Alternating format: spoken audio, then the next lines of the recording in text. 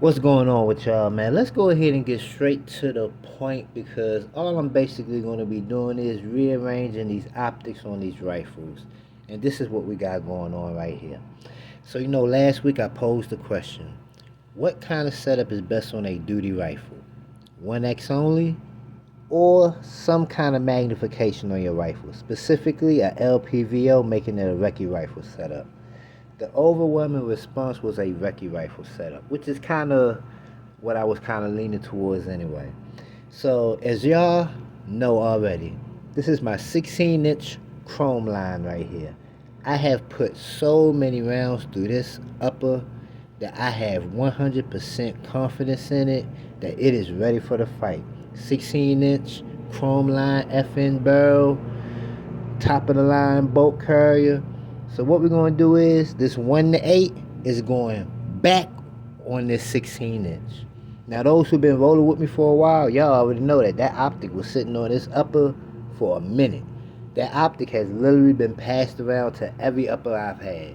My first M16A4 upper, with that optic was on it. Then I had it on a 10.5-inch 300 black. I had that optic on 11.5-inch 5.56. It was on this 16-inch.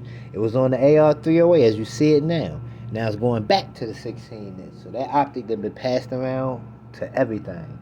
Damn good optic too, man. If you're looking for a good LPVO with a beautiful, nice reticle with acceptable glass, the Vortex Strike Eagle is what you want. This is the 1-8. They also got a 1-6 too. But let's not get off topic. This optic is going back to this rifle right here, and it's not coming off again. And we're just gonna have this as our recce rifle, general purpose, shit hit the fan, upper. We still got the M16A4. We'll be taking this to the range tomorrow. This will be more like my range rifle, and this will be like my bug out, gotta leave the home to never come back again. I gotta take one rifle with me and might as well have iron sights on it rifle. So that's what this will be. Range rifle, bug out, leave the home to never come back again rifle. So that's how we're gonna do right there. What are we gonna do with the AR308? We're gonna put this back into a configuration that I had it before, and I kind of liked it when it worked. Now this is what happened. I had the primary arms 4 to 16 optic on there. As a matter of fact, I got some footage that I roll in for you right now.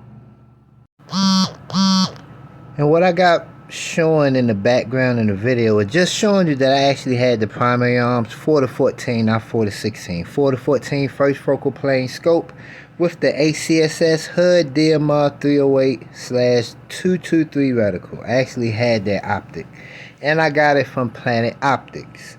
And I had issues out of the optic, so I had to send it back to Planet Optics. That's the second time that happened. Previously, before I purchased this optic, I had issues out of an optic. It was the Swamp Fox 1 to 4. The illumination knob fell off of the optic. I had to send it back to Planet Optics. Matter of fact, no, I didn't. I had to get in contact with Swamp Fox, sent it back to Swamp Fox. The one that they sent me back worked, didn't have any issues of it. I actually had that optic on my Eagle arms. That's my first AR-15, the Eagle arms. But yeah, so I had the primary arms 4 to 14 on the AR-308, but I had issues out of that optic. And I think it was just an optic Planets issue.